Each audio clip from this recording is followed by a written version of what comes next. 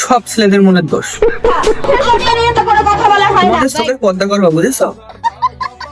আমরা যেমন ইচ্ছা তেমন বেড়াবো, তোমাদের চোখের পর্দা করবা।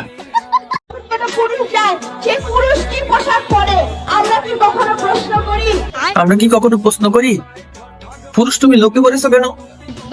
আমরা কি কখনো প্রশ্ন করি যে পুরুষ তুমি খালি গায়ে কেন ঘুরে বেড়াচ্ছ? আমরা কি কখনো প্রশ্ন করি পুরুষ তুমি কাছে মেরেছো কেন?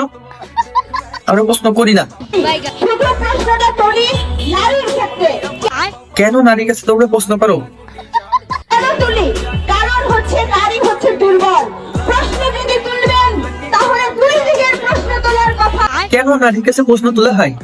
আমরা পোশাক ছাড়াই থাকতে চাই, আমাদের যেমন ইচ্ছা আমরা তেমন থাকবো। তাহলে আপনি খেয়াল করে দেখবেন, ছেলেদের স্কুলের কলেজের সামনে মেয়েরা যে দাঁড়িয়ে থাকে না, মেয়েদের স্কুল কলেজের সামনে এসে ছেলেরা দাঁড়িয়ে থাকে। কেন তোমরা মেয়েদের স্কুল কলেজের সামনে এসে দাঁড়াও? আমরা কি যাই তোমাদের স্কুল কলেজের সামনে? কেন তোমরা আসো? তাহলে এই যে দাঁড়িয়ে থাকা, টিচ করা, তাকে কম করা, এটাকে রোধ করার জন্য আপনি কাকে বলবেন? মেয়েদেরকে বলবেন না ওই পুরুষদেরকে বলবেন? সব ছেলেদের মনের দোষ। আপনি এত ওয়াজ শুনেন, ওয়াজে খালি নারীর পর্দা দিয়ে কথা বলে। কেন আমাদের ধর্মে, আমাদের কোরআন শরীফে পুরুষের চোখের পর্দা নিয়ে কথা বলা হয় নাই? তাহলে সেই চোখের পর্দা নিয়ে তো কোনো কথা বলা হয় না। তোমাদের চোখ ঠিক করতে পারো না তোমরা? আমরা কি তোমাদের দেখতে যাই?